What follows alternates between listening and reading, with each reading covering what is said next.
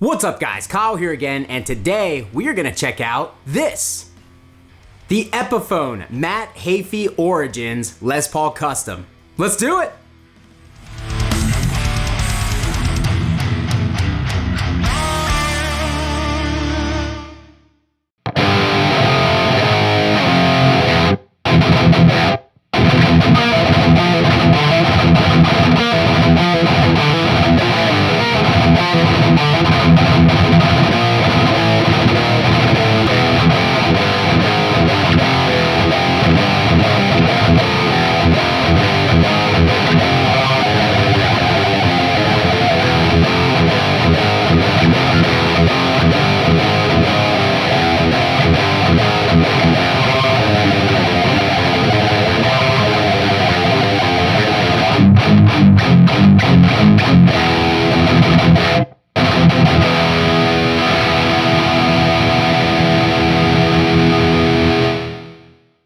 Alright guys, hope you're doing great out there today. If this is your first time here at my channel, my name is Kyle, and what I do is I take awesome, high-gain related guitar equipment, I record it with a simple setup, and I give you guys the unprocessed audio on your end. So if you're into East End or thrash riffs, drop C hardcore riffs, and dudes that just gained 15 pounds over the holidays, you're in the right place. Consider hitting the like button and subscribing on the way out. Try to help me get to that 20,000 subscriber mark before the end of the year, and I would really appreciate it. Thanks! Alright guys, so for those of you who have been following my channel for a while, you know that the Gibson Les Paul is basically just my guitar. That is the guitar that I gravitate towards in pretty much any situation, and that is what I feel comfortable on. But one thing that I have been missing from my collection for quite some time is a white Les Paul Custom. So when I saw that Epiphone had released the newer Inspired by Gibson series, the Les Paul Customs now had the Ebony fingerboard, and then Epiphone teamed up with Matt Heafy of Trivium to release his new signature, the Origins Les Paul Custom, which is what I have here in my hand. And that was pretty much it for me. I knew that I needed this guitar in my hands as soon as I saw that it was released. And I have to thank Sweetwater for making that happen. They sent me this guitar. They are sponsoring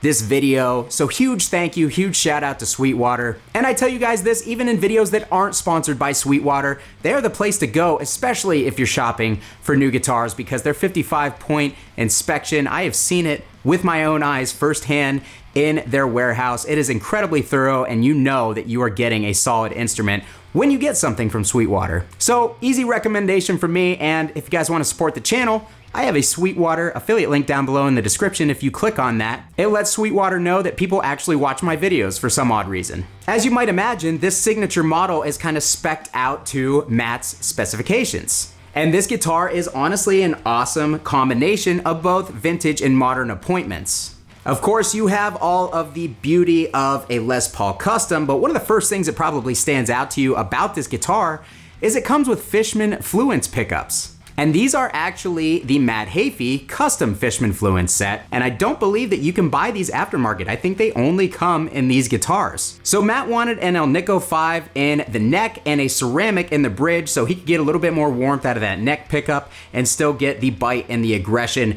out of the bridge pickup. You also have a passive voicing on the bridge pickup, and then this thing has like push-pull pots galore. There's all sorts of crazy stuff going on here. Things that my personal belligerent amateur self, I am never going to use because, you know, I just put it on the bridge pickup and I go because that's all I'm capable of. But if you are out there trying to create more than just thrash rhythm tones like myself, you're going to get a wide variety of tonal options built into this guitar. Another very important modern feature of this guitar is the neck heel. Now, no pun intended, but the heel on the Gibson Les Paul has been the Achilles heel to shredders everywhere. Now, of course, this doesn't personally affect me because I have no business being up here on the neck, but guys like Derek Verici, my lead guitarist in my band Bushido Code, is also a massive Les Paul fan, and that thing gets in the way for him. The modern neck heel cut here,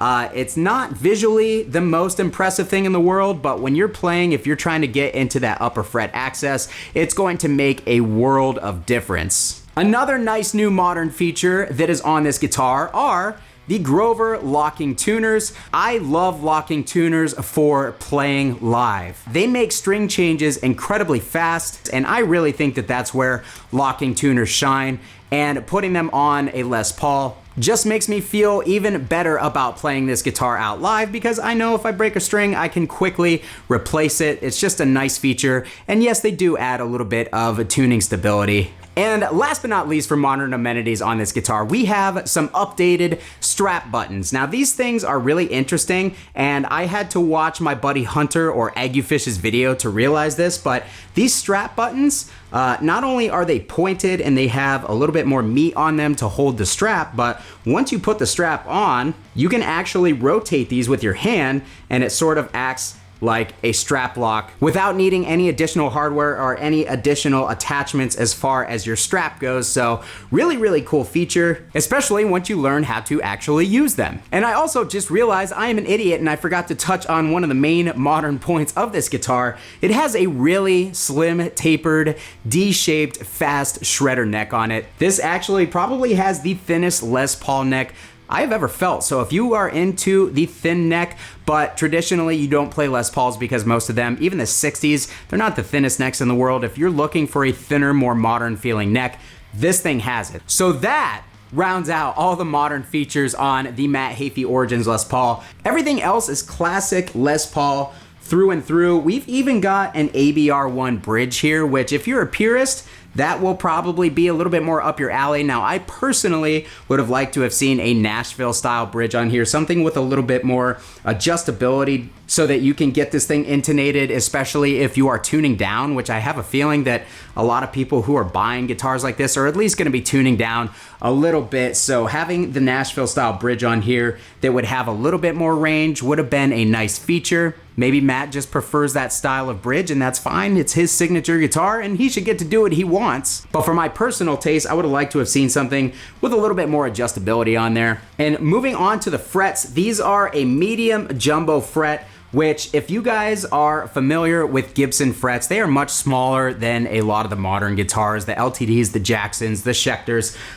Those jumbo frets or extra jumbo frets on those guitars feel much, much larger and much slappier, I guess you could say, than the Gibson frets. And on this guitar, it's no exception. These feel pretty small. It's gonna be more of a feel thing. Personally, doesn't bother me, but for you or, for other more people who like better words good than I do with mouth. But for people who like a more modern feeling guitar with larger frets, that may be an issue for you. But if you're more of a Les Paul purist, more of a Gibson purist, these are gonna be right at home for you. And also regarding the frets, these are nickel frets. They are not stainless steel, and I really feel like stainless steel would have made more sense, I guess, if you were really trying to bring the Les Paul into a modern metal age. Stainless steel frets would have just been a really, really nice touch. That is where I'm a little bit more disappointed. The fret size for me is fine. Would have loved to see stainless steel on these just for a smoother feel. And a little bit of a brighter sounding guitar that kind of brings it into the modern age a little bit more. And then moving on to the inlays. It is not a Les Paul custom if it does not have block inlays. Now, of course, on Epiphones, these are going to be Pearloid, also known as mother of toilet seat, aka they're plastic. They're not true mother of pearl inlays, but I don't think that, most people, especially if you're buying an Epiphone, are really gonna care all that much about it.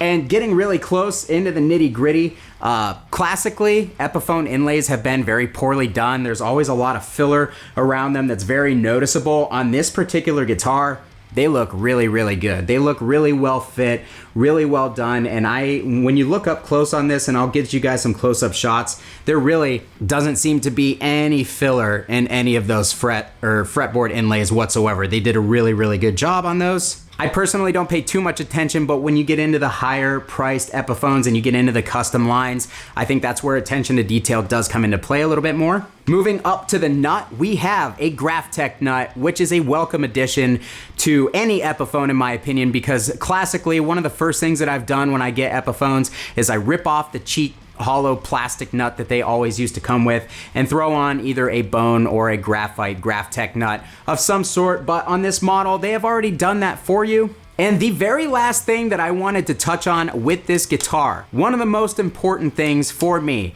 and you may have something to say about that because of a recent argument. Because with recent videos on, tone wood basically not being a thing, a lot of people now saying that tone wood doesn't matter. I'm really not going to get on either side of the argument, but one of the things that drew me to Les Pauls after I played them for the very first time is they always seemed full yet bright and articulate, and I kind of always attributed that to the maple cap, the full 3/4 inch maple cap on Gibson Les Pauls. Because one of the reasons that Gibson put that maple cap on a Les Paul in the first place was to brighten up that thick slab of mahogany. Now, I've never done any scientific tests to try and prove this. All I know is that all the Gibson Les Pauls that I have played with maple caps just tend to be a little bit brighter and a little bit more articulate than, say, Epiphones or other Les Paul knockoffs like Agiles. They always just seem to be missing a little something tonally when I would compare them with my Gibson Les Pauls, and I even swapped all sorts of Gibson pickups into those guitars for the longest time, trying to get some cheaper guitars that would sound more like my Les Paul Studio and my Les Paul Custom that I loved so much for so long, and they just never quite got there. Now, with this guitar having a maple cap, Epiphone doesn't really ever do that. There's only a few models that they've actually put the full thickness maple caps on, and this being one of them, that was another thing that drove me to this guitar, to wanting this thing right off the bat. A full 3/4 inch maple cap on an Epiphone with an ebony fretboard, modern neck heel. I mean, this thing just has everything that I personally would want in a Les Paul, other than those stainless steel frets, but I'm willing to sacrifice those to get all these other features in an Epiphone that you're not normally gonna get. So overall, I think this guitar is incredibly well spec'd, and at $1,100, I think you're gonna have a hard time beating the value. It's at least on par, if not ahead of a lot of other similar models from other brands. So with all of that being said, guys, I didn't have any issues with this thing out of the box. Looking at the attention to detail, there are a couple things that do stand out to me, and one of the most important things is on the fretboard. There are a couple of frets where it actually looks like they either had to re-glue or they never wiped the glue away from the frets. So now, especially right here on this 3rd fret, I have a bunch of glue residue on the fretboard that I just cannot get off. The second issue that I found is right here in the horn, and at the tip of the horn, the binding looks like it was sanded a little too much, kind of sanding down into the white underlayer of the binding, and also the paint on the tip of the horn where the body meets the binding is a little bit sloppy. It's not terrible. It's not anything that I would ever even consider sending the guitar back for, but just figured I would point it out to you because it is an imperfection out of the box. And last, but certainly not least, the third issue that I found, this one is a little bit of a bigger deal. I have a slightly raised fret at the 7th fret. Looking down the neck, I couldn't get the action quite as low as I wanted it out of the box because one of the frets has lifted just a tiny little bit. When you look down the neck, checking the neck for the straightness when you're setting the neck relief, I can see that fret poking up just ever so slightly. It's something that I can probably fix with some clamps and a tiny little bit of wood glue, but I'm assuming what happened is this thing was stored after Sweetwater inspected it for a little while, and then it went out into the cold weather because I got this in the middle of winter. That weather affected the wood of this guitar, as it does with every guitar when it was in transit for the 3 days that it was on its way to me, and that fret probably unfortunately lifted in the process because it wasn't glued down to the full extent that it should have been from the factory. So that's probably why it got by Epiphone. That's probably why it got by Sweetwater. The guitar still plays great. It's very resonant, and yeah, we're gonna plug it in and we are going to try it through a few choice amps behind me, and we're gonna see how belligerent this thing can get. All right, guys, so for the playthrough portion of this video, I have 3 of my favorite amplifiers in the world here. We've got the PV5150, we've got my KSR modified dual rectifier, and the Angle Fireball 25. All 3 of these are absolute metal rippers. The intro clip to this video that you guys heard was the 5150 through the Mesa traditional cab with the stock vintage 30s SM57 on that V30, and it was being boosted by my favorite overdrive in the world, the Deadweld Duality DX. So as you can hear, this whole setup is incredibly tight.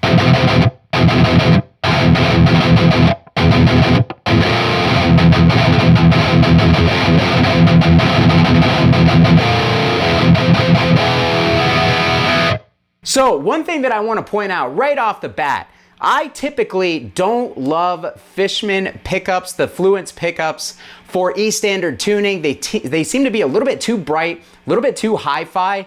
These Heafy signature Fluence pickups have the top end rolled off a good amount, and it still has a solid upper mid-range grind to it, but it's not like piercing on the high end. And for me, as an E standard thrash player, that is just a godsend, because that makes these things actually usable in E standard in the active mode.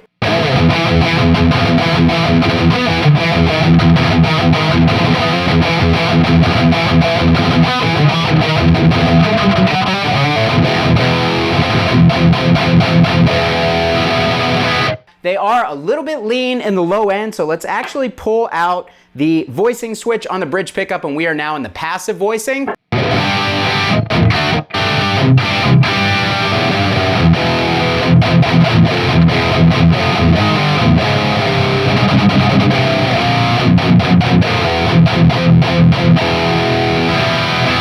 So that definitely removes some of the output, some of the compression. It really kind of allows the lows and the low mids to breathe a little bit more. There's a little bit more low end punch altogether. Again, back in. More modern, more guttural. And with the switch out, it's just a little bit fuller, a little bit less tight, and a little bit woolier in the low mids, but overall it's a thicker, fatter sound if that's what you're going for. I personally like it. In.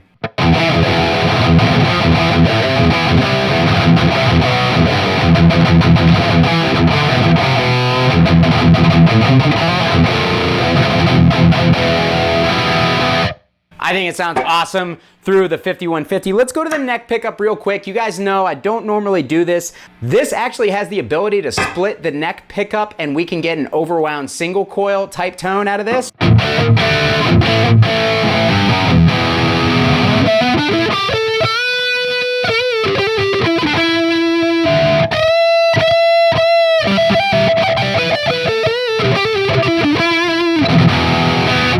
I am no lead player by any stretch of the imagination, but that does sound really, really nice for some cool high gain single coil type tones way up high on the neck here. Again, I have no business being here, but I'm not typically a neck pickup guy, and I was liking that overall tone. So maybe that'll inspire me to actually learn the guitar. So that is how it sounds on the 5150. Let's check it out on the rectifier.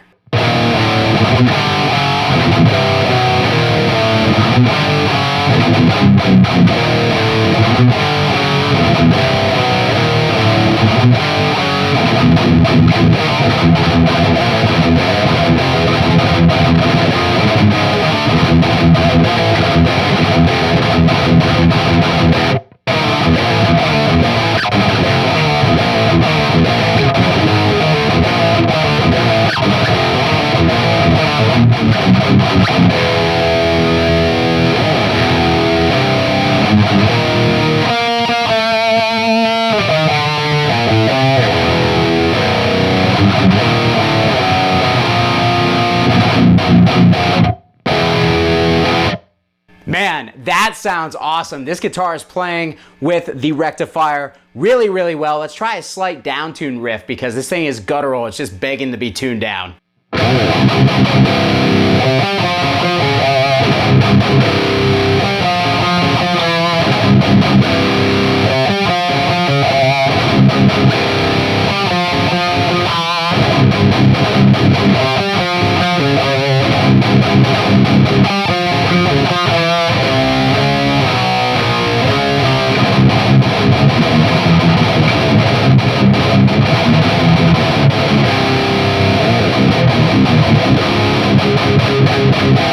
Really digging it. Last but not least, let's check it out on the Fireball 25.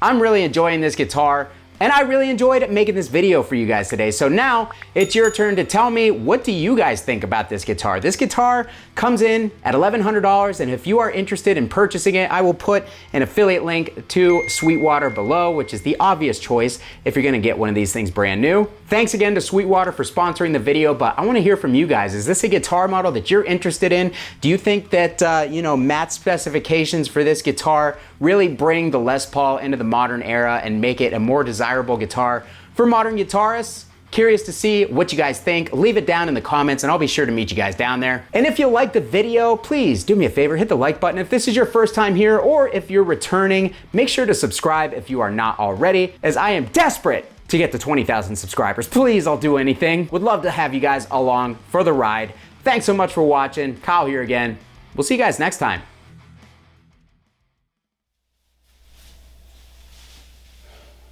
You know what this wall is missing? Another amp.